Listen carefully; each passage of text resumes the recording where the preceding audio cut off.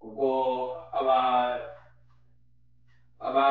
abo binanira baraza gufashwa n'abandi wenda bagira abo biyambaza, cyangwa nibidakunda ndibwira ko wenda tuza gushyiraho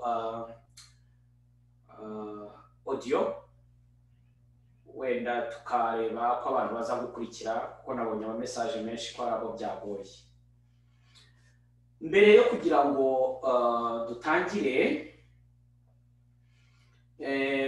nagira ngo nongere nshimire Imana yabashoboje kwakira ubu butumwa n'uyu muhamagaro wo gusengera isi. Gusengera isi dusaba Imana mu kwizera tuyifitiye ko yayibohora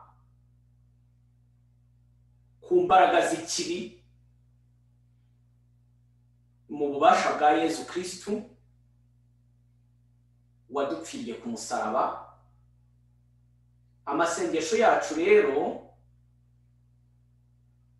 tukayakora ku bwa Roho Mutagatifu twahawe ushyira mu mitima yacu isengesho rigendanye n'igikenewe. Mu kanya turaza kurebera hamwe uko buri munsi tuzaba dufite ibyo dusengera ku isi, ariko mbere yabyo reka tubanze twongere twibukiranye icyo uku gusenga dusabira isi icyo kugamije. Niza kugera ahantu nza gusaba ko dushyiramo intercession,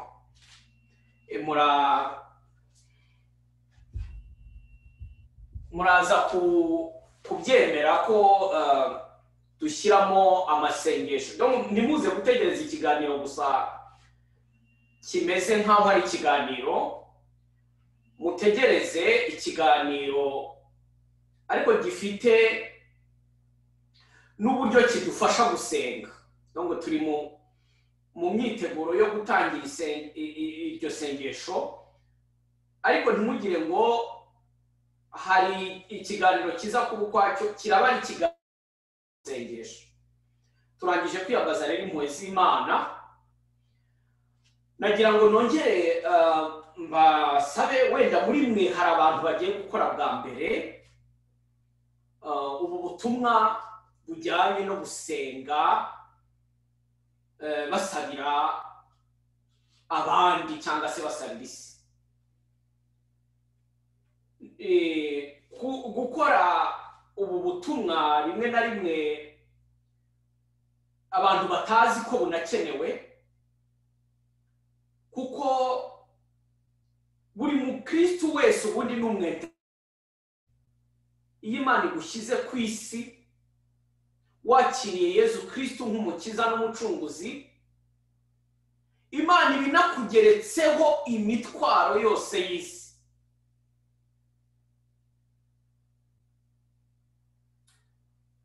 Mu gitabo cy'umuhanuzi Isayi 53, 52, 53, 54, umuhanuzi Isayi atwereka le serviteur souffrant, umugaragu w'Imana wikoreye imibabaro y'abantu, wigeretseho imibabaro y'abantu.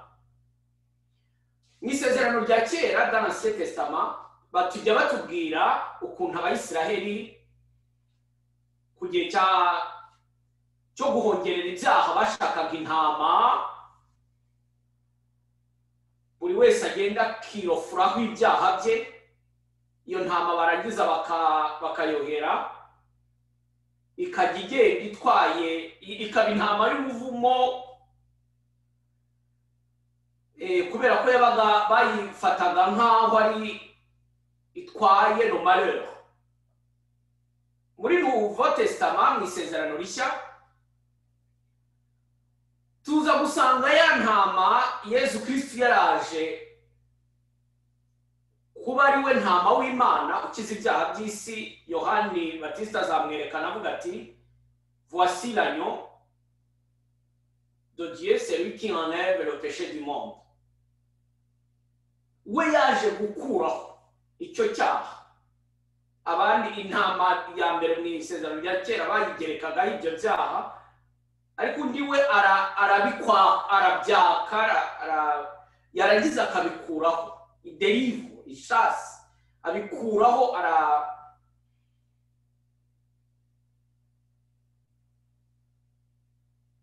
arakiza, arabohora. Ariko nk'uko twamaze kubibona, Yesu Kristo amaze gutangaza ingoma y'ijuru, Sekibi ntabwo yishimiye ko umugambi w'Imana ku isi ukorwa. Nayo rero yiyemeza gukomeza gukora ibibi ku isi byose kugira ngo uko Imana ari urumuri nayo ibe umuzimagiza, umwijima. Uko Imana ari ubutungane nayo ize itera ibyaha. Uko Imana ari amahoro ize itera intambara. Uko Imana ari ubumwe, la communion, ize ibe ica abantu mo amacakubiri. Uko Imana ari ukuri yo iba ikinyoma. Uko Imana ari ubuzima yo itera urupfu. Uko Imana ari ubutungane, la sainteté, yo ikaza itera abantu kugwa mu cyaha no kukigumamo. Iyo Imana ibona rero ko icyo kintu kivuguruza umugambi wayo, mwibuke ko shitani nayo ari ikiremwa, ntabwo ari umuremyi. L'esprit mauvais, c'est toujours aussi une créature. Tutabonesha amaso, c'est un esprit. Ariko nacyo ni ikintu. Iyo Imana rero Sekibi yinjiye muri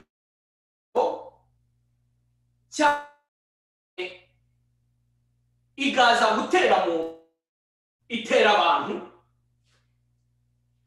igatera ibyo tubona iyo dusengera abantu bahanzweho na Sekibi. Tubona za obsession, oppression, possession. Ni uburyo Sekibi itera abantu ikababuza amahoro, ikababuza isezerano bagiriwe n'Imana. Yesu abisobanura yerekana ko nk'uko we ari umushumba mwiza, le bon berger, ariko yerekana ko hari n'umujura uza kwiba intama, ikirura kiza musoma mubibona muri Jean 10, Ivanjiri ya Yohana 10. Uko Yesu ari ukuri, Sekinyoma nayo yarakwiriye ku isi hose. Yesu rero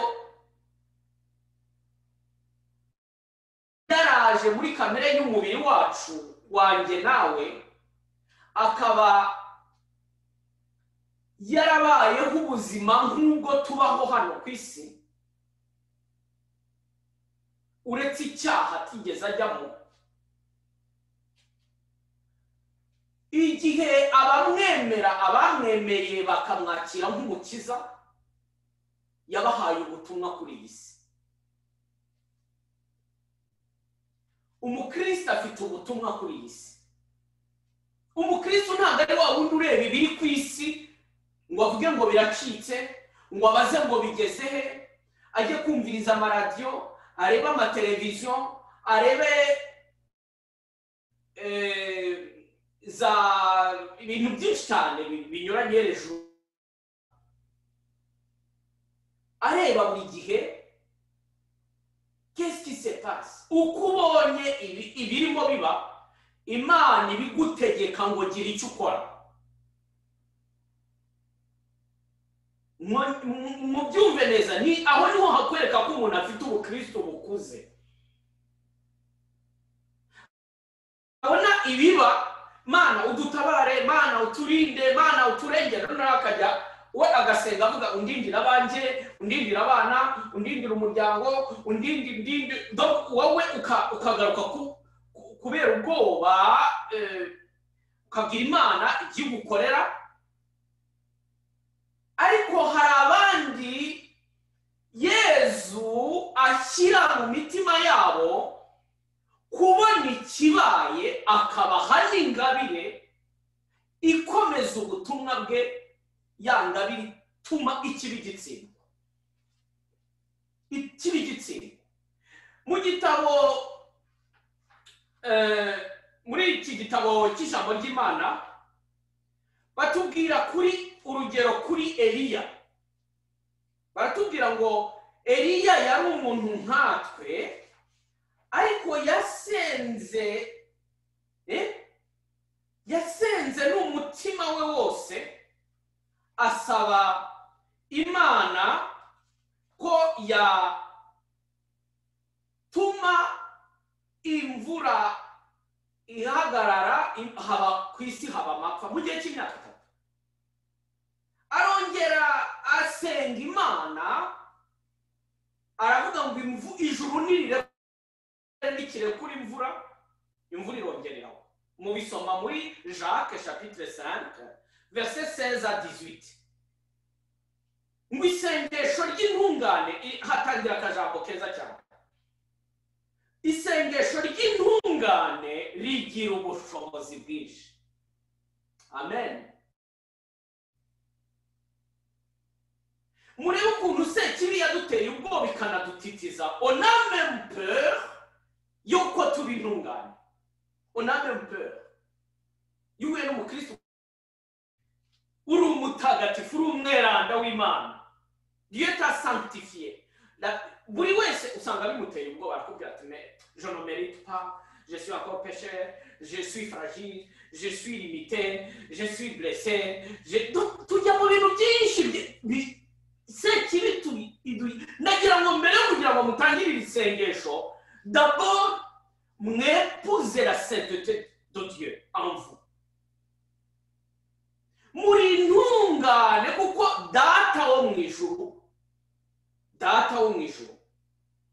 atugira intungane. Mwese ababyeyi benshi murimo mufite abana banyu muhora mubashakira ukuntu mubambika neza, murabatunganya, mukaboza, ukashake uko umujyana mu bandi cyangwa se agaragara neza. Umwana bijyanye n'ubushobozi ufite bien sûr.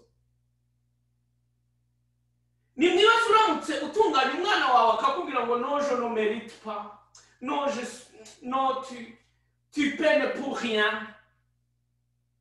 Ahubwo iyo wa mwana ari fier de son père, de sa mère, uramwambika, uramusiga, uko iwacu babivuga mu Kinyarwanda, uramusiga akinogereza, uramwambika, yarangiza akajya kwereka rwose ko ari we muntu ukomeye, umubyeyi we ari we muntu ukomeye kurenza abandi, ibyo yifuza byose umubyeyi we ari capable yo kuzabimugezaho. Uwo ni wa mwana ufitanye ubumwe bwuzuye n'umubyeyi. Nimutekereze iby'Imana yadukoreye kuva muri batisimu, ariko kugeza n'aka kanya ntabwo turemera yuko umugisha dufite ugomba gukuraho imivumo. Ukwemera dufite twahawe kugomba kwitsinda ubuhakanyi. Urumuri twakiriye tubatizwa rugomba kwirukana umwijima. Ahantu hose uri hakaba ikintu kihaba mu izina rya Yesu Kristo. On a peur. Eliya yarasenze aravuga ngo nibibe gutya bibaho. Ibyo asabye biraba. Yari umuntu nkatwe. Ni nako ijambo ry'Imana riravuga ngo dore Eliya yari umuntu nkatwe, asabana umwete. Aha rero mubyumve neza, asabana umwete kugira ngo imvura itagwa. Koko ntiyagwa mu gihe cy'imyaka 3 n'amezi 6. Hanyuma yongera gusaba maze ijuru rivubura imvura, isi yego. Quel pouvoir Imana yahaye umukristo. Ndagira ngo mubanze mwinjire mu ngingo ya mbere. Ububasha Imana yagushyizemo bwari bwakora iki? Wowe unyumva, wowe undeba.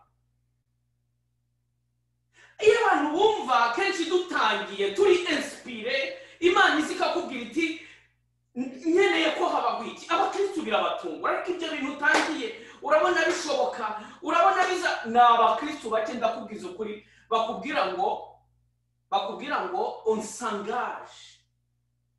Ahubwo ndababwiza ukuri, ça fait 28 ans ndi mu yiyogezabutumwa. Igihe kinini nuko uhura n'abantu 80% baguca intege. Ibyo bintu wigerezaho, ibyo bintu biravuna. Hari n'abantu bakubwira ngo ubukristo ni umusaraba, ubukristo ni akazi kawe, niwegera Yesu cyane azava kuri uyu musaraba bari wowe ubusigaraho. Abantu bakagira ubwoba. Izo hakeneye mubanze mwepuze mwinjire mu bubasha bw'Imana, s'il vous plaît. Buriya niyo umwana yagenda hariya akakubwira ati njyewe nta kintu cyanshobora, kandi ahuhwa n'umuyaga, nacyo ashobora kuba adashoboye no gukora ibintu byinshi, ariko iyo ari shyeka akakubwira ati, ukabona arashaka gukurura kugera, aragenda akajya inyuma y'imodoka kari uriya mwana akayisunika mu kwemera k'umwana. Imodoka yawe irimo igenda, wowe uri kuri vora ugatsimbura gatoya, ariko uriya mwana akagira ngo niwe uyisunitse. Afite iyo conviction. Ndagira ngo mutangirane n'ikintu bita donc pouvoir yanyu y'ukwemera mufite mu Mana ibashyiramo ikintu cyitwa conviction. Kuba convaincre, kwemera ko bishoboka udashidikanya, kwemera udashidikanya. Tugiye gutangira amasengesho y'iminsi 90. Ni igikorwa kindi gihe. Abantu bazavuga 90 se kubera iki? Iyo wenda ibe noveni y'iminsi 9, iyo iba minsi nk'iya Yezu, iyo iba iminsi icyumweru n'ibindi. Tuzabona tout au long de ce cheminement, buri munsi nzajya igamije kubafasha kwinjira neza mu kudekuvura, mu guhishura imbaraga z'isengesho ryo kwigomwa. La puissance ya prière ya jeûne, imbaraga z'iryo sengesho. Kuko iyo wiranguje wiyambuye ibintu bya kamere y'umubiri wawe, ibyo ushoboye, ibyo ushaka, uko usenga tuzi byinshi, ukiranguza ukajya imbere y'Imana, ugasigara mu mbaraga z'umwuka, atari za mbaraga uhagarariyeho z'umubiri n'amaraso z'icyubahiro uhabwa n'isi cyangwa uhabwa n'abantu. Imana uravuga ikumva, tumenyereye kuvuga rya jambo ngo Imana irategeka bikaba, ariko hano turumva n'umukristo nka Eliya, turumva abakristo bagiye begera Yesu bakamushyira mu buzima bwabo, icyo bavuze nabyo kikaba. Isengesho ry'umugaragu umutegeko w'abasirikare, Nyagasani vuga ijambo rimwe umugaragu wanjye arakira. Nanjye mfite abagaragu abasirikare ntege rimwe ngo kora ibi arabikora, namubwira ngo wigiro cya akabyanga ntabikora. Nanjye vuga ijambo rimwe, je ne suis pas digne de ko winjiri wanjye vuga ijambo. Irakira sa Yesu arareba aravuga ngo genda umugaragu wawe ni muzima. Nibibaye gutyo, ndagira ngo mutangira ni ikintu kigomba kubaho, musenge, ariko ntabwo ari ukubwira Imana, ntabwo ari amasengesho y'amaganya tuzakora. Databuja, dawe mwiza, niba ubona bikwiye rwose, oya, turasaba nk'abasirance, abo bana bafite conviction mu mubyeyi wabo. Hagarika icyago, tsinda umwuka w'intambara, kuraho ubugome, akarengane. Niwemera udashidikanya kw'ibyo uvuze biba, ugasabana umwete, bizaba. Ijambo ry'Imana riratubwira ngo mu gitabo nanone cya Yeremi 31 verset 3, nagukunze urukundo ruhoraho, kandi urukundo ruhoraho, urukundo ngufitiye nirwo rutumye nkwiyegereza. Mubanze mumenye ko mwegereye Imana, ntabwo muri de chrétien meilleur. Ntazagira ikintu na kimwe gishyira mu mutwe wanyu, kuko shitani ishobora kugiza buri munsi kazana pancarte ya faiblesse zawe. Umunsi umwe twigeze kujya gusengera umuntu wari uri possédé avec un prêtre exorciste, twafatanyaga ubutumwa. Noneho shitani itangira kumubwira ibyaha bye, iramubwira iti wowe ntugirukana kubera ko ukora ibi n'ibi, umeze gutya na gutya na. Kandi igitangaje, yari muporone, uwo muntu twasengeraga yari umuturage, ngira wo muri za Gikongoro, ahantu mu cyaro utazi no gusoma no kwandika. Me shitani iri muri uwo muntu usengera. Shitani yari imivuga mu giporoni bw'uwo l'exorciste. Ndibuka rero ikintu cya mbere gikomeye cyane uwo mupadiri yayibwiye, yahagaze mu masezerano ye y'ubusaserdoti, y'abatisimu n'umuhamagaro we w'ubusaserdoti. Arabwira ngo kubera impuhwe z'Imana nta bubasha mfiteho, nta nubwo ufite kuri uyu muntu, sohoka. Iratsindwa, shitani ivuze induru irasohoka. Shitani burya dutera gushidikanya icyo twemera. Urukundo nirwo rwatumye nkwiyegereza. Mubanze mwumve muri iki kintu cya mbere, c'est l'amour de Dieu qui vous attire. Buri wese aze kongera atekereza ukuntu yamenye isengesho, amenye uko yamenye uyu muhamagaro, ntukonte sur tes efforts uzagenderaho muri iyi minsi, ukonte sur la grâce de Dieu. Mutagatifu Paulo aravuga ngo ni iki cyadutandukanya n'urukundo rw'Imana. Nukuvuga mugiye gukora amasengesho muhagaze mu rukundo rw'Imana. Burya ikintu umuntu wese akunda arakitangira. Niba uyu munsi tujya kubona tukabona abantu b'abasirikare bagiye ku rugamba kwitangira igihugu, niba tubona abantu bajya kwitangira abandi yewe tujya tubona, mperutse kubona abantu bapfira abandi mu bintu runaka. Mana mutima mwerana, nkavuga kubera iki dutinya kujya kumaramaza ngo niyo napfa ubuzima bwanjye bubaye ituro rizagirira abandi umumaro, Nyagasani yasingizwa, wagenda unezerewe. Ariko n'ubundi ibyo dutinya biradusatira, duhora tuvuga ngo nta ntege mfite, ntacyo nshoboye, nta mwanya mfite, nta bushobozi, sinzi gusenga, sinzi kwemera, ibyo bintu, izo mpano ntabwo ari izanjye, n'ibindi. Nyamara Yesu yaravuze ngo igihe abakwe bakiri kumwe n'umukwe ntibazasiba, ariko igihe umukwe azabakurwamo buri wese azasiba. Iyo buri muntu wese ari mu bihe by'umudamararo aravuye arara agakora ibyo ashaka, ariko iyo yageze mu gihe cy'agahinda cy'ibibazo arashiduka akakubwira ati yewe nimunsengere. Niko mujya mubona abantu b'abakonverti bageze muri prison, b'abakonverti bari mu buhungiro, b'abakonverti bari mu magorwa akomeye, cyangwa se ku buriri bwo muri hôpital, kuko umuntu bamubwiye baturwaye kanseri, mena tu vas mourir dans une semaine. Umuntu agatangira ati bawe ndapfuye, none se ko ntigeze mbimenya ko ndwaye, nyine ko yagiye ngayinjira muri icyo gihe.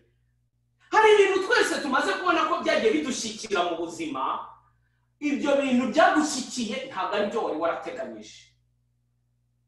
Mwese nimubirebe murabona ingero zabyo. Hari ibintu tugenda, umuhanuzi Zakariya yigeze kubwira Abayisiraheli ati mwebwe muragenda mwizeye gusarura, mwarangiza ibyo musaruye bikaribwa n'imungu mu bigega n'ibindi. Okay, nihute rero iri sengesho ryo kwigomwa bavandimwe tugiye gukora, ni iri sengesho rihera imbere mu mitima yacu, kuko mu mutima w'abantu ni sengesho nushaka gusenga wifungirane ujye mu cyumba cyawe usenge no kuvuga mwese abatangira isengesho mube très discret. Niyo mpamvu ntigeze nifuza ko ari isengesho ry'ikivunge se umuntu atumira akaza. Ni isengesho ry'umuntu uri conscient, ufite iyo maturité, ufite ikintu ashaka gukora mu butumwa Imana yamuhaye kuri iyi si, kandi icyo akoze akizera ko kiba. Matayo umutwe wa 15:19, mu mutima wacu w'abantu niho haturuka ubwicanyi, ubusambanyi, ingeso mbi, ubujura, ububeshyi, ubutukanyi. Ibyo bintu byose byanduza. Niyo mpamvu Yesu avuga ngo mena noye ujya kwigomwa wisiga amavuta uhishe abantu ntibanamenye iyo relation ufitanye n'Imana, hanyuma ariko wirinde ibintu bibi bikwinjiramo. Hari ibintu tumenyereye kureba n'amaso, amateleviziyo, ibinyamakuru, ibintu byinshi. Il faut filtrer maintenant ibyo tureba, il faut filtrer ibyo twumva, ibyo turya n'ibyo tuvuga.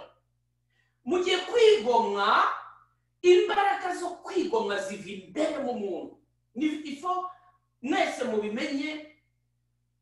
Abafarisayi barigomwaga byo kurya iki, bakubahiriza sabato, bakambara amakanzu maremare, ariko bavuga ngo imboneko z'ukwezi n'amasabato birarangira ryari, tujye kwica iminzani. Amos arabisobanura, muhanuzi Amos.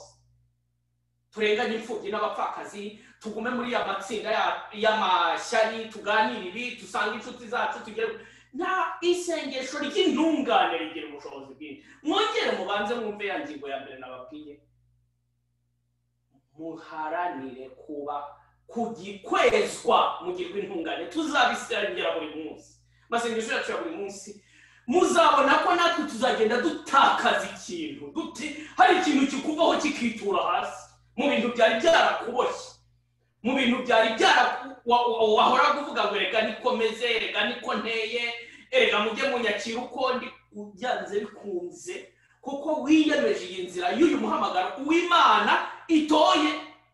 ntabashoboye ariko kuko yamutoye iramushoboza. Dieu rend capable abo yahamagaye. Twirinde rero kwinjira Imana. Iki ni ikintu batubwira mbere y'isengesho. 1 Corinthiens 10:13. Twirinde kwinjira Imana ngo n'uwibwira ko ahagaze ayitonda atagwa. Icyo dukwiye kumenya, ntabwo tuzaterwa n'ibishuko biturenze. Imana n'indahemuka ntiyakwemera ko dushukwa birenze imbaraga zacu. Idusezeranya ko izaduha uburyo bwo kwivana mu bishuko n'imbaraga zo kubyihanganira. Ni ukuvuga ko muri iri sengesho dutangiye ntimwongere guha accès, ntimwongere guha mode pass icyaha, igicumuro. Cede ni kuba nababwiye ngo mujye mu mbaraga. Il faut pas qu'on mutangira muvuga ngo écoutez, je suis pas capable, écoutez, je suis faible, je suis limité, je suis nul, ndiyizi ingeso yanjye. Mu muhamagaro w'Imana no mu butware bwa ubwire niyo shitani yaba ikugerageza ashufiteho y'Imana no kubw'uyu muhamagaro w'isengesho muri Nyagasani Yesu Kristo. Donc Imana izabarinda. Imana ihamagaye, iyo Imana iguhamagaye mu butumwa ikanagushoboza. Ngo wikwinja, kwinja ni est-ce que il y a quelque chose, il peut lire 1 Corinthiens 10:13.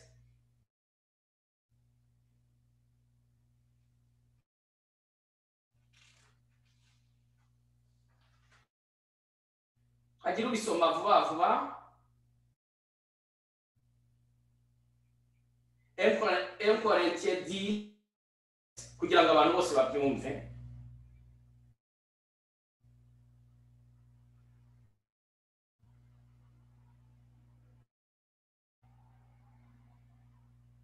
Na Bibiliya zanyu. Allo, muranyumva? Yego, vas-y. Comme à des hommes intelligents, même de ce que je dis. 1 Corinthiens 10. Ok, aucune tentation ne vous est survenue que humaine. Et Dieu ne permettra pas que vous soyez tentés. Voilà. Mais avec la tentation, il prend le moyen d'en sortir, afin que vous puissiez. Amen. Nabyumvise bavandimwe. Urugendo n'intambara nyinshi. Murazi ko Yesu yiyemeje kujena kaha shitani gendera mwataka. Ira buryo bwose bavuga ngo imugerageza. Il a utilisé tous les moyens. Yesu watsinze azaba ari kumwe namwe. Muri désert. Il a même demandé de mourir. Il fuyait, il ne savait pas. On va même avec Dieu.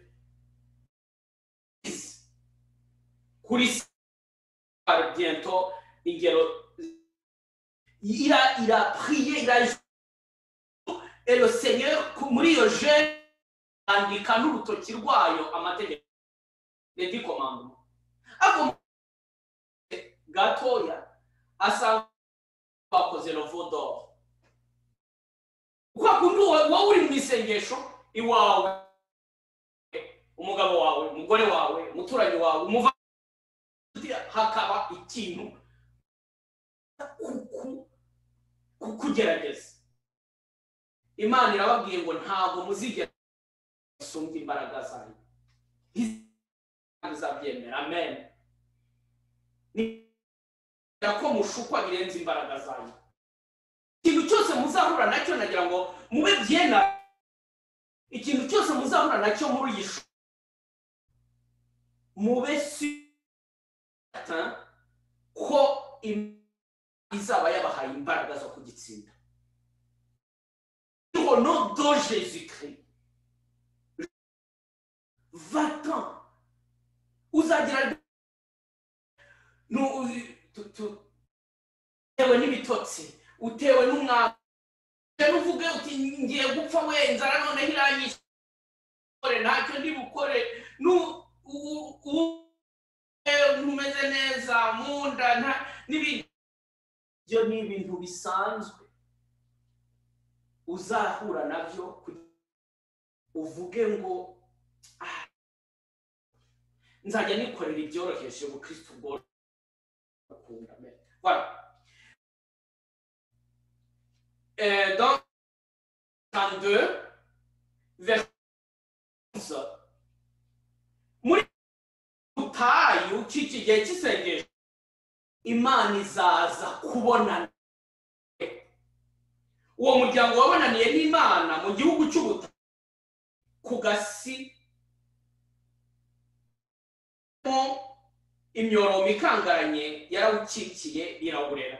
Deutéronome 32 verset 10 à 11. Bishatse kuvuga iki? Hari ibintu byinshi kuko tugiye kwataka ibikomangoma, ibihangange, les principautés, les esprits impurs, les esprits mauvais, les esprits de séduction, les esprits de guerre, les esprits du sang, les esprits de...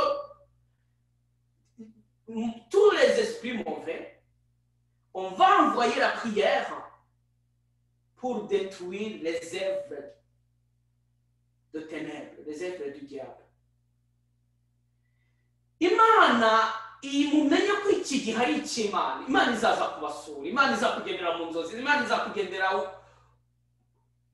mu bihe byawe. Ejo nagize akanya ko kujya gusenga muri adoration toute l'après-midi, et j'ai beaucoup prié pour vous. Vraiment, j'ai prié pour toi. Toi particulièrement. Toi qui m'écoutes, j'ai prié pour toi.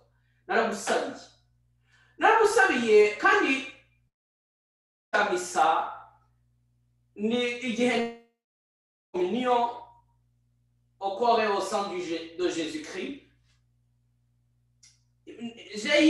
Nagize akanya gahagije ko gukontempla Jésus avant, mbere yo kumushyira mu buzima bwanjye. Ariko naramubwiye Yezu, ngwino uzane n'aba bantu bose tuzafatanya iyi intercession. Iki gisabisho kimaze igihe kindi ku mutima cyane. Ngwino aba bantu bose uduhe esprit de communion, bose baze babe Yezu.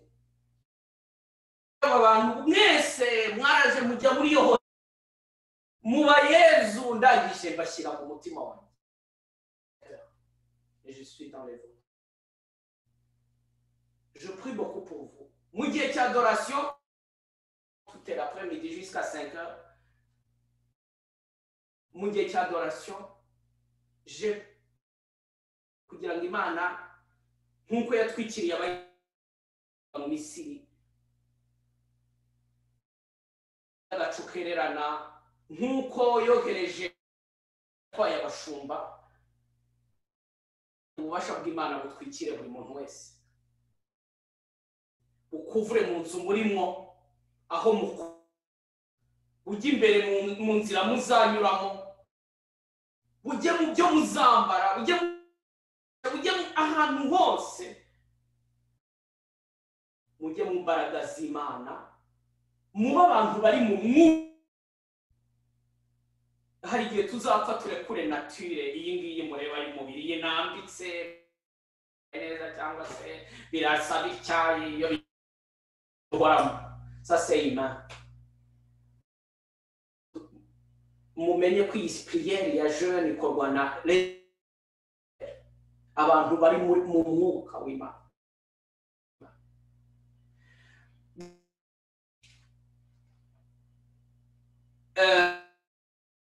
Donc, je sors 1 Samuel 26, verset 25. Et David, il a eu le combat. Et igihe Imana yari yamutoye, niho Sawuli yahise ashaka kumwica. Au moment où le Seigneur a David, Saul simufata iramumuteza ku buryo Dawidi ajya mu butayu akiringira Imana. Ntabwo Dawidi Imana yamuneguriye Sawuli wamuhigaga agasanga akihisha mu buvuma. Dawidi yaravuze sinshobora gukora iki, sinshobora gukora uwo Imana yasize amavuta yayo y'ubutore. Il a refusé de faire. Muzamenye ko ibyo muzahura nabyo byose Imana ikubera ko mutwaye umuhamagaro udasanzwe, mwese mena muri transforme par la grâce de Dieu muraba. Ntimwongere babantu Erega sinzi nabonye ku ma message ngo tubaye les armées de Dieu, on va combattre. Nsoma ku ka message ku rubuga rwacu navuze iyo abasirikare bagenda ahantu hose ils sont fiers y'icyo bari bahisemo. Niyo bagiye bagenda muri louange, bagenda bari bishyizemo imbaraga z'uko bakunze ko bagomba kuremporta victoire. Vous de même. Ok. Nagira ngo ku rundi rugero, Baptiste, il a vécu au désert. C'est 4. Muri désert niho yakura zo kuvuga conviction ibyavuga. Donc muri iki gihe tuzagira isengesho rituma dusenga tous les à 23h du soir. Hazaba ari 5h, habe ari 23h, habe ari 6h du matin yo Rwanda, mu Rwanda no mu Burundi. Iryo sengesho ndagira ngo mujye muriza ufite imbaraga zitari za imbaraga z'ukwemera muri buri etansiyo ya buri munsi. Nuko mu kanya gato ibijyanye na buri munsi nicyo tuzasengera, nabishyize ndibwira ko babishyize ku rubuga.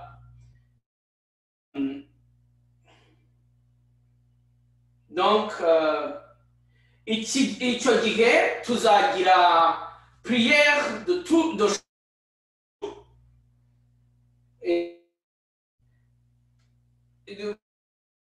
ufite intention runaka dusengera. Rero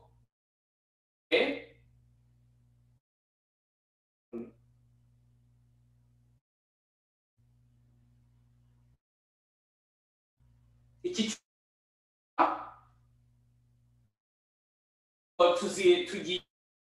tuzasengana umutima umenetse. Tuzaba isengesho donc lundi tuzasaba imbabazi. Tuzagendana n'abantu bose bakoze jeune muri Bibiliya.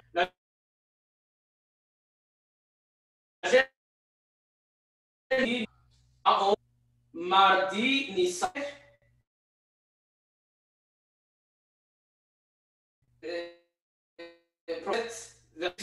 mercredi ni Isaïe 53 verset 1 à 12. Jeudi ni nombre 13. Vendredi ni 17 9 à 12. Samedi ni Exode 32 30 à 32. Et dimanche ni Psaume 51. Donc, tous les jours, tuzahura, donc, de 23h d'ici, dukora imipiranye na parole du jour. Muraza kubibona ku rubuga, ni atabyumva neza ashobora guca ku ruhande akamama. Iyo ngari ijambo ry'Imana rigomba kuzana.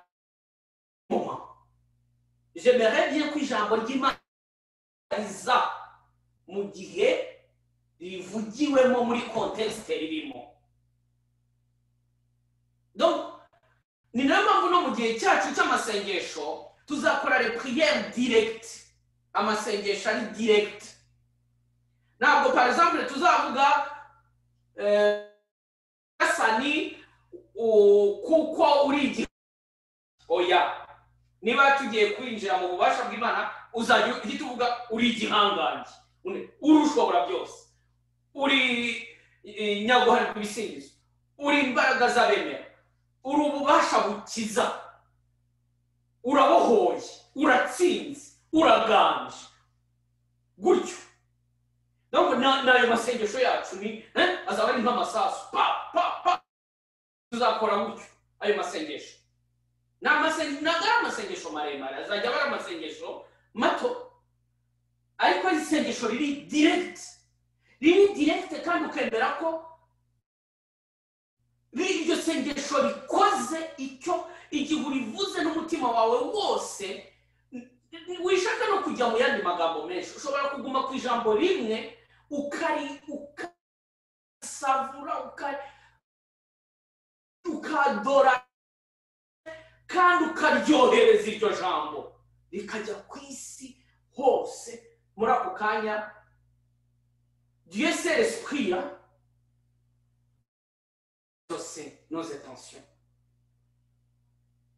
ngibyo.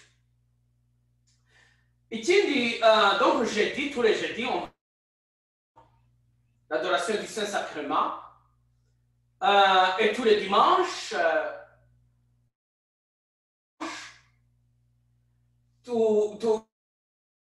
tugira un moment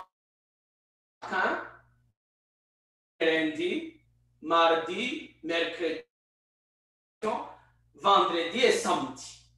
Dimanche mu rugo mu masezerano n'Imana. Donc ndumva araho ngaho na be. Donc ibi mu binyuranye nongera kuvuga we mbere. Intercéder, ça veut dire quoi? Plaider pour les autres, se sacrifier, souffrir pour l'autre. Ibyo anye no kwikonoza kandi Yesu yaravuze jedisa abwira abigishwa be, prenez et mangez-en tous. Ceci est mon corps, ceci est mon sang, livré pour vous. Hari rero ibi uburyo jeune nibwo ninjiyeho.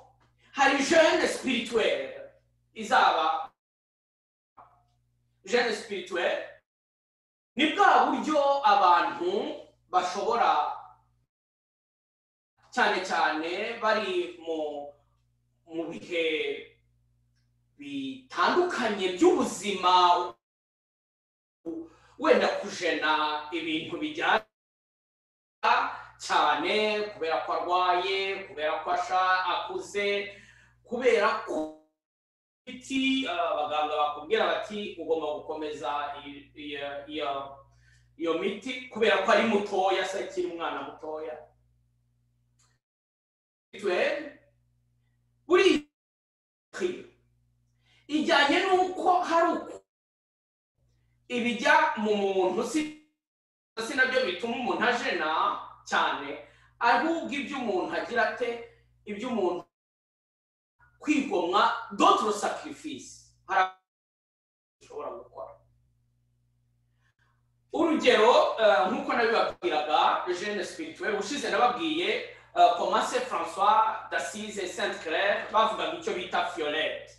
Violette dans la phrase Jésus yarabivugaga ni uburyo akagera ibigeragezo tous les épreuves de tous les jours, ibigeragezo bya buri munsi akabigerageje akabituramo isenge, humiliation, retard ibaye, waba ugiye gufata bisi kagira wikwiprenya, offre ça, c'est un moment d'offrir pour une âme. Niba umuntu mukagira icyo murakaranye cyangwa ibitagenze neza uko wabishakaga, prouve ko uhita uvuga uti maintenant c'est pour une âme qui meurt sans être baptisée. Mbituriye umuntu ari muri gereza afungiye akarengane, mbituriye umuntu gupfa ata kubera inzara, mbituriye. Donc il y a le jeûne spirituel d'offrir les épreuves, les souffrances. Ça c'est très important. Hari abantu bababara barwara akavuga ati ububabare bwe noneho bukaba très il offre ça pour le salut des âmes. Saint Faustine, il est mort la tuberculose. Thérèse de l'Enfant, c'est la même chose. Dieu ne l'a pas guéri. Il n'a pas guéri Sainte Faustine. Il a voulu obligatoire ici sur la terre en priant pour les âmes. Emera ko ububabare bugumaho, ikigeragezo kigumaho, ariko ukabihindura isengesho.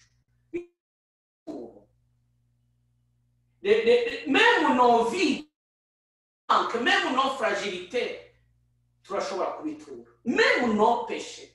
Murazi Yesu abwira Saint Jérôme muri désert, Yesu ngo yaramubonekera yaramaze guhindura Bibiliya ayikuye mu kigereki arigeje mu kilatini, aramubwira Hieronimo, que m'offres-tu? Ugiye kugusaba ikintu kimwe mu buzima bwawe. Hieronimo, je t'offre ma jeunesse, je t'offre tout mon temps, j'ai travaillé pour toi, regarde, je suis au désert, traduis la Bible, qu'est-ce que tu veux encore, Jésus? Et vers la fin, Jésus aramubwira, offre-moi. Maintenant, offre nos péchés, offre. Twese, on n'est pas ntituraberana, ntiturabatagatifu, igicumuro tugira. Turabababari, ibicumuro turabihorana. Uko ducumuye tumera nk'uyu mwenda nambaye, uko wanduye urongera ugafura, ejo ukongera ukawambara, ugatera ipasi ukongera ukahanura, ukawufura gutyo.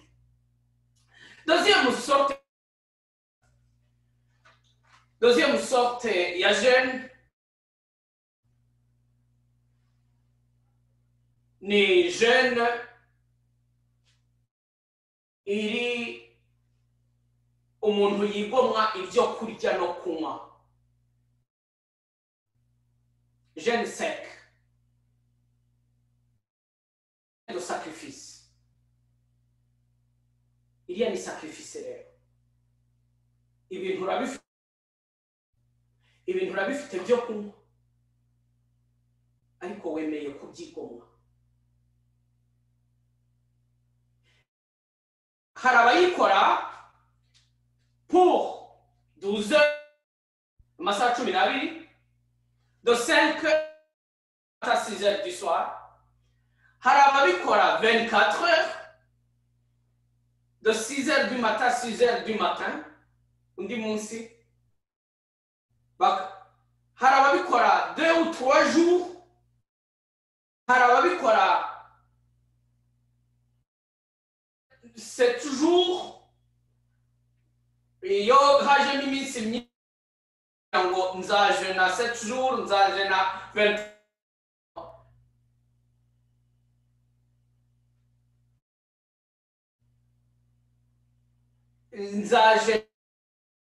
nzaje na, je sais pas, tu peux même jeûner iki gihe kinini, ariko akakubwira ati nzajya mfata umugati gusa mu karopa imwe,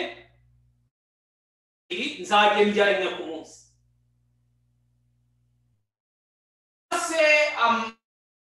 Jus n'umugati gusa, imbuto, akaba ari muri iyo jeûne prolonge. ariko ikintu wenda le soir il faut kuba équilibré, utaza la pédale. Non. Le sacrifice tuyibona muri Néhémie 1,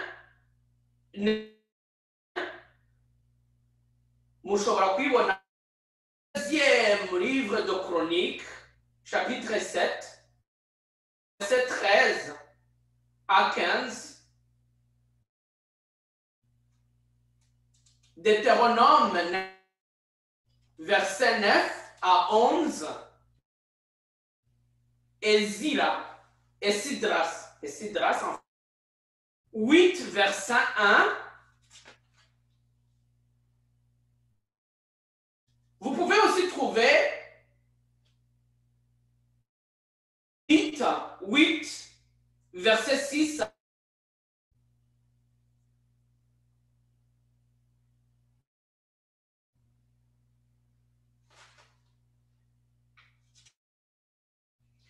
Jonas 3, verset 5 à 10.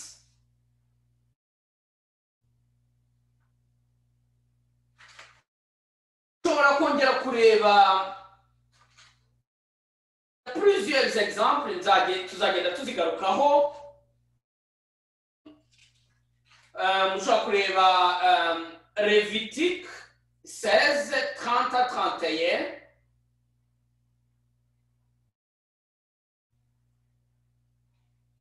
Nombre 29, 7 à 8, ainsi de suite. Donc, on va, comme nk'uko nabibabwiye nabibasezeranije, tous les jours tuzajya tujya quelques minutes, tuzajya tuboherereza mbafasha kwinjira muri la parole du jour kuri uwo munsi wa jeûne. Sacrifice ijyanye babikora kuko bumvise Imana ibabahamagarira. Donc icyo dusengera ntigarukeho nuko isi kugira ngo ibohorwe ibyago, kuri ibi byorezo, kuri aya makuba, kuri buriya bugome ndengakamere, kuri ziriya ntwaro iyo bajya kumukuma ngo ibihugu birimo birarwana, bimwe birimbura ibindi bivu ku mahoro. Murebe ici là aux États-Unis, partout dans le monde, turi à la veille y'icyo umuntu yakwita umunsi mubi. Imana iduha, yarabiduhaye ngo tubone kandi dutekereze. Nagira ngo basabe kubikora mutajenjetse, osez sans hésitation, sans honte, osez prier. vous ne regretterez jamais. Vous verrez plus tard. A été un moment de bénédiction pour toi.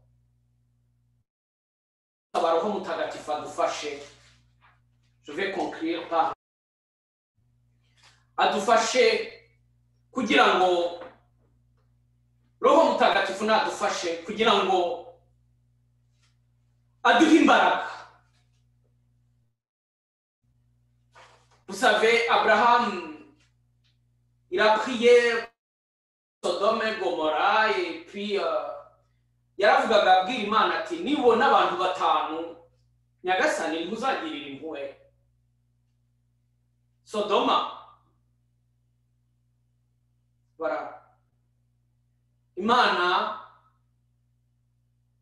il a discuté. Imana yaramwumvise. Na ikiri sengesho tuzaganira n'Imana. Dupunguze Mana. Kubona abana barimo bapfa inzira karengane, kubona abantu barimo banyagwa ibya, kubona abantu barimo batanico bareka, kureba abantu turi muri periode abantu nta identité, kureba nta abantu identité iduka. Uyu munsi bari abagabo, ejo bahindutse abagore, ejo undi bahindutse abana. Ubwo wenda bizakira nuko umuntu avuga ati sinyira umuntu ndashaka kuba inyamaswa. Qu'est-ce que vous voulez? L'esprit contraire à celui du créateur iyo yinjiye mu muntu abikindi kintu. Et puis rero l'Esprit Saint adufashe 4 verset 24 niwe Mana iza muri twe nk'umwuka w'Imana yakugeramo ugatekereza ibihuje no gushaka kw'Imana. Actes des Apôtres chapitre 15 verset 28. Roho Mutagatifu aho yageze umuntu aratekereza, agira les inspirations. Nagira ngo mbafungurire mwese abinjiye muri ubutumwa kuba inspiré. Harimo abantu bazagira même izindi ngabire zifungura kuko mwinjiye mu mwanya w'Imana. Le Seigneur va vous révéler. Muribuka Ezekiel 36-37 igihe Imana itwara Ezekiel n'umwuka ikamuhagarika muri vallée là où il a vu les ossements desséchés, amagufa yumiranye. Imana imubwira iti hanura bariya ari amagufa yongera abeho.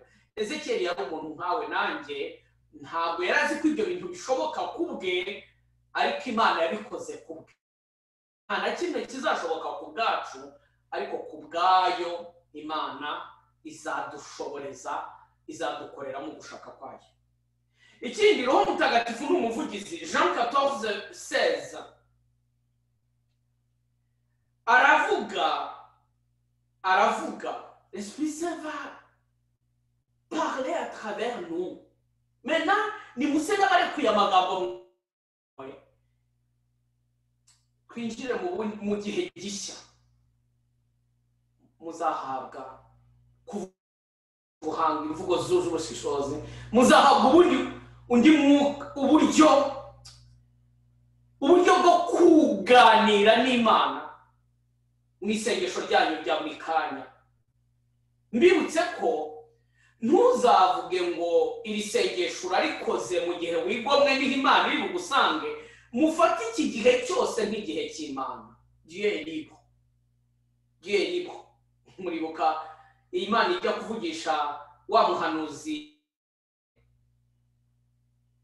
uko yabigenje imusanze mu ngoro, ntabwo yarazi ko Imana iri bumuvugishe. Muri mwe rero hari abantu bavuga sinigeze mvugana n'Imana, sinigeze nerekwa, sinigeze nsenga mu ndimi, sinigeze mpanura. Ibyo bintu ni no. Mureke ayo magambo avuga ngo ibyo bintu mena mwinjira mu gihe cya Roho Mutagatifu. Pentecôte va se réaliser. Le Seigneur va accomplir sa promesse. Ariko nanone mbabwire ko iyo console Isaïe 40, verset 1.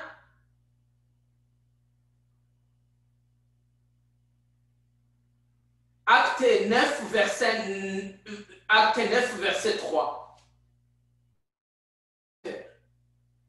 Il est là pour consoler les affligés. Jésus, nous savons que l'Esprit du Seigneur est sur moi. Il m'a consacré pour délivrer. Donc, Roho Mutagatifu azaba pusa mwinjire no mukino. Ntabwo murabizi amasengesho y'abakristo benshi akunda gusenga avuga ngo Nyagasani turasabira abana turasabira. Donc mbere ubwo nimwe mutekereze ko iyo Yesu avuga ngo ndasabira aba impumyi, ndasabira abapfa amatwi, ndasabira oya. Yaravuze ngo Roho Mutagatifu nakiriye zisubire kubona. Je vais éclaircir les autres. Je vais évangéliser. Muri iki gihe rero Imana izabatuma. Hari igihe Imana izakubwira ngo mukanaka aragukeneye. Imana izashyira mu nzira yanyu les âmes. Même les âmes. Partout. Partout dans le monde. Imana izasizana. L'Esprit se va attirer. Va amener abo bantu bose aho muri. Kuko iryo sengesho Imana izagushyiraho rizagaburira abo bantu, rizabohora abo bantu. Ariko nagira ngo mugaruke ku kindi kimwe.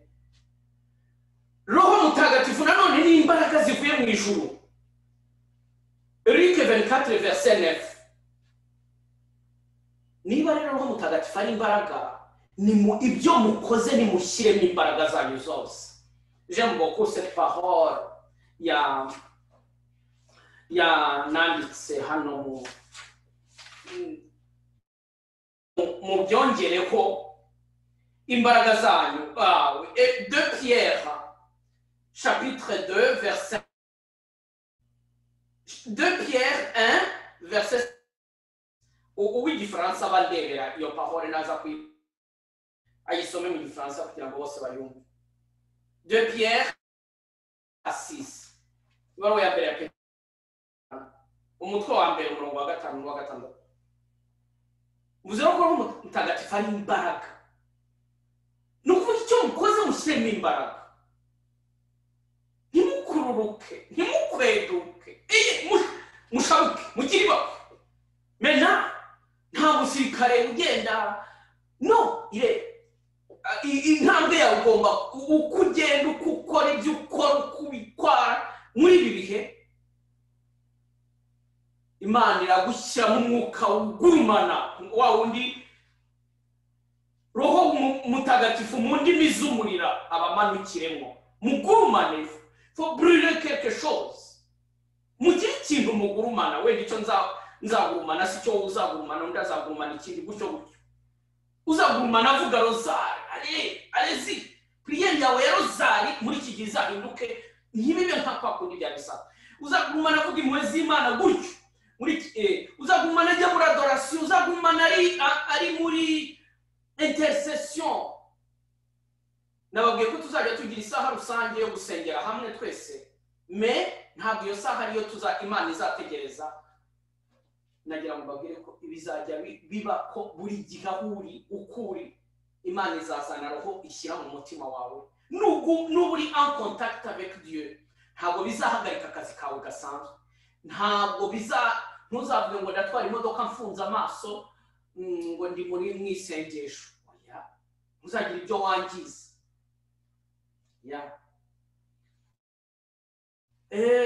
Ahangaha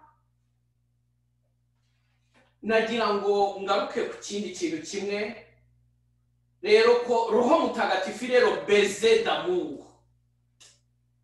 Maze ibi bihe muzabibeho mwishimye munezerewe mumwenyura ubwira Imana uti urantangaje. Yewe nugera n'ahantu ukabona ibintu ntibyagenze uko babitekereza, ubwira Imana uti bose cyakoze uti yewe uracyafite akazi. Ariko blaguer avec Dieu, avec moi, il est le baiser d'amour. Muri abana b'Imana, ariko biyemeje guhagarara mu rugo mukabwira umubyeyi muti papa hariya ngiye kukubuza gufasha ibinini nzakora biriya ndakora ibyo nshoboye nta cyaho uzagarukira azabibona c'est la volonté qui compte ya parole mwayibonye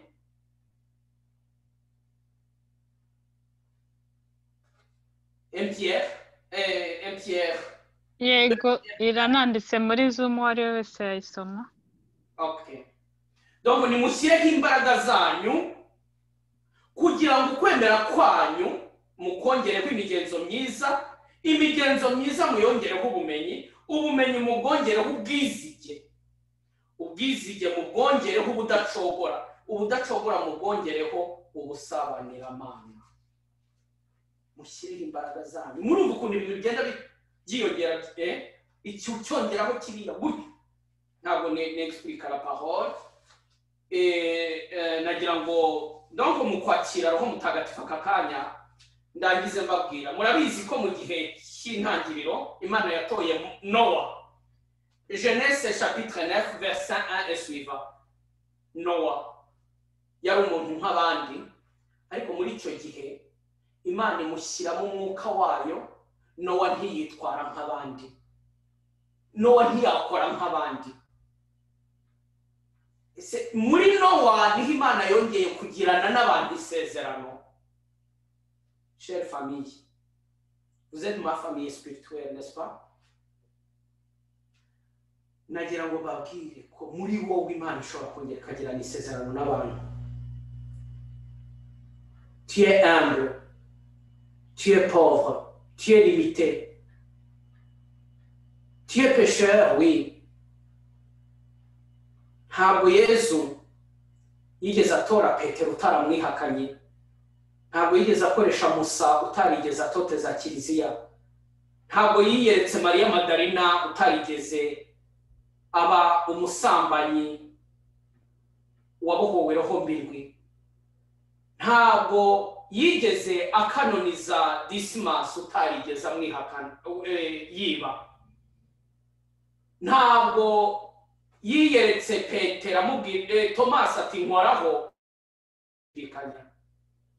Toi et moi nous sommes aussi pareils, ariko turi mu isezerano ry'Imana. Muri ba Noa n'ubwira isengesho muri abantu mu bandi ntimwitware nk'abandi. Icya kabiri, Abraham, Genèse 12 verset 1. Imana yagiranye n'abantu isezerano encore une fois. Muri Abrahamu iramubwira ngo nkugize nzaguha umugisha kandi umugisha nguhaye uzajya mu bandi bantu bose. Imiryango yose y'isi izaguherwa n'iki? Umugisha. Ça c'est bon, incroyable.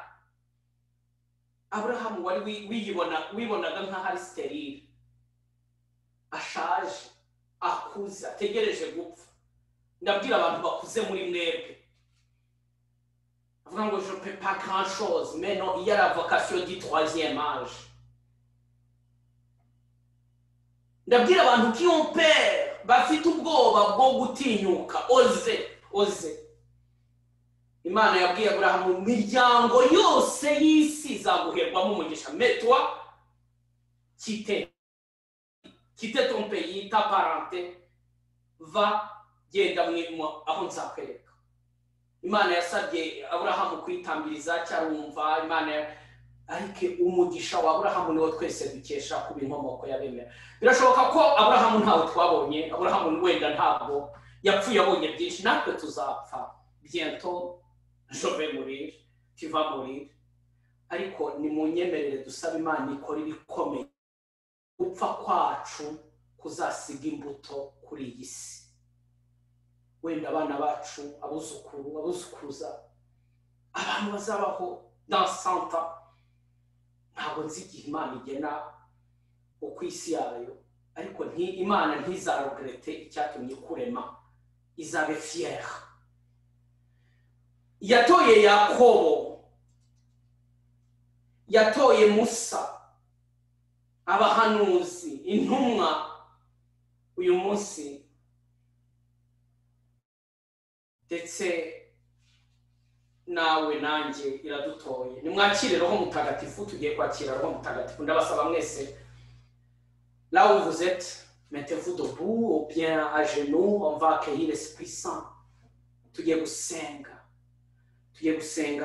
dusaba ngo umwuka w'Imana twuzuremo, s'il vous plaît, duhabwe ingabire izadushoboza muri ubu butumwa. Mwibuke ko atari imbaraga z'umubiri n'amaraso tuzakoreshamo iri sengesho, n'imbaraga z'Imana. Mwibuke ko atari isengesho ry'abantu. Ntimuzagende partout muvuga ngo oh les intercesseurs maintenant. Soyez discrets. Abo bantu ba Musa, ba Abrahamu, ba Yakobo, ba Esther, ba Yudita, ba Ana, tuzabona ingero nyinshi kugira ngo bagere ku isezerano ry'Imana. Isezerano ry'Imana rigaruke ku isi, agakiza kayo kagere kuri benshi. Turabizi ko ari imiryango y'abihaye Imana bagenda bakabera ku isengesho contemplatif, ndetse hari n'abemera kwibabaza bakambara amahwa bakikubita. Hari abemera kwigomwa kurara ku gitanda bakarara hasi ku mukeka. Tout ça pour prier, pour implorer. Soyez discrets. Ibyo Roho Mutagatifu azakubwiriza uzagikore, ugirira roho z'abantu. Ariko nanone mbasabe, musabe Roho Mutagatifu wibwire ngo Nyagasani ndakwihaye nta kintu. Je m'abandonne à toi. J'ai toute confiance en toi. Ndakwiringiye. Nawe igihe uzanyereke ko icyo nigomwe cyagize umumaro igihe gikwiye. Niyo utabona fuwi aka kanya wari wowe uzibona, ibyo si utanze isengesho, ntabwo ari chantage. Nyagasani nakugiriye nta nawe ngirira utya. Oya, tware ku isengesho ryo kwisabira, tugiye kwisabira isi, ibindi byacu Imana izabyitaho, twebwe twite kubyo. On va accueillir l'Esprit Saint. Muri iyo ndirimbo ya Roho Mutagatifu buri wese asaba yumva akeneye. Ndabasaba abafite ingabire mureke Roho Mutagatifu yakwinjira muri wowe, aba les chants là, les paroles de connaissance. Mureke Imana ibasure, mureke Imana ibagere mu magufa, mu misokoro, mu maraso.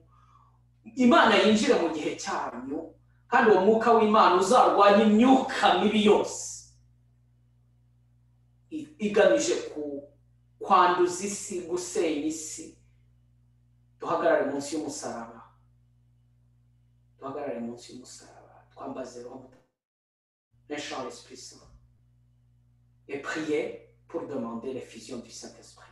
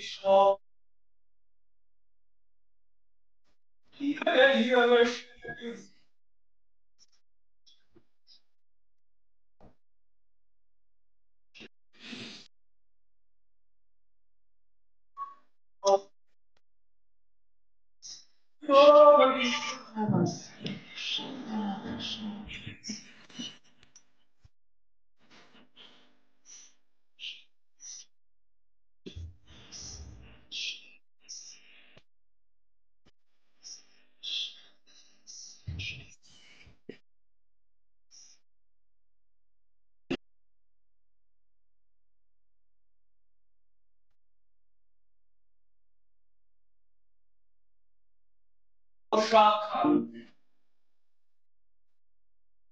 buri wese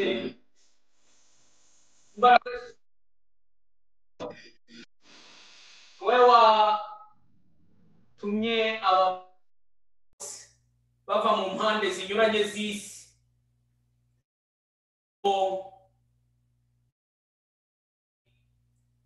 baze Kiringabire umenetse muri buri wese waravuze ngo vous cœur de pierre un cœur de chair. Non, Seigneur, que cette haïse umutima wumva umutima ubona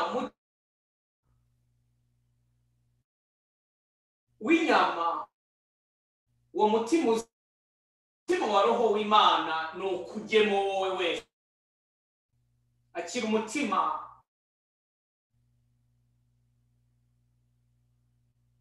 w'iri sengesho yo gutanga.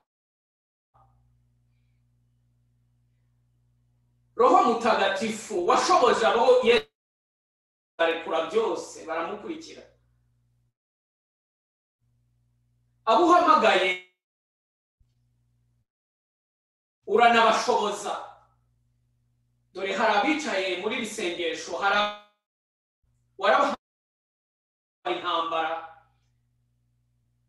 baracyarwana ibigeragezo. Hari abafite ibigeragezo mu buzima bwabo, bavuga ngo none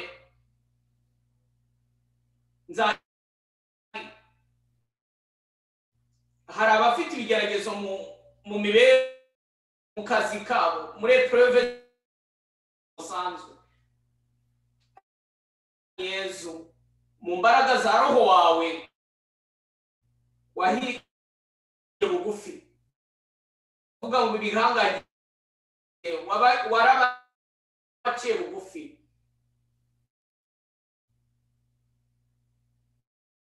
Wawe w'ubutore n'ujya muri ashobozwe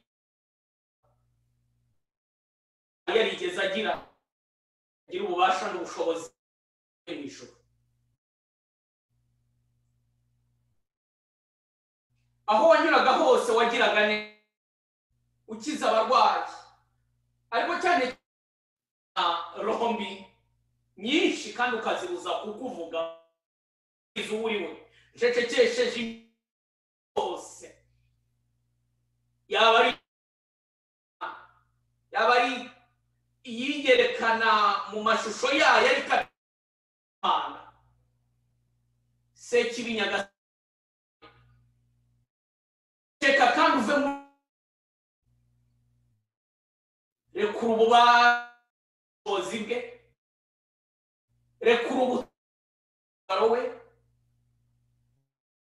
Ibyo byose wari waragize ingwate ko Nyagasani yamutoreye kumuha inema ze zimutagatifuza, kandi akaba kugira ngo agende hari nyinshi, habohoke roho nyinshi. Imbaraga zose za roho Imana irazigusendereje. Ibisubizo biguhaye, kandi roho Mutagatifu akingura ukunda by'indengakamere. Isengesho ryuje n'ububasha bw'Imana, umwuka waryo awuhawe. Tuza oba uratabawe.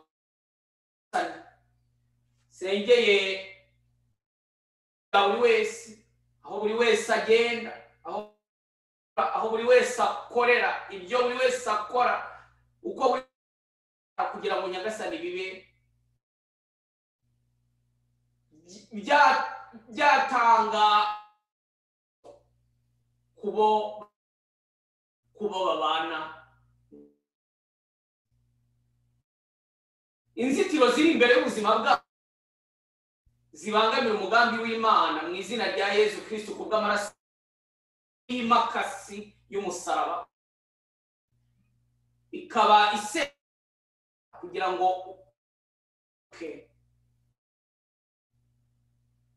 abuzamuye ngo bajye nka Musa, abujyanye mu butayu,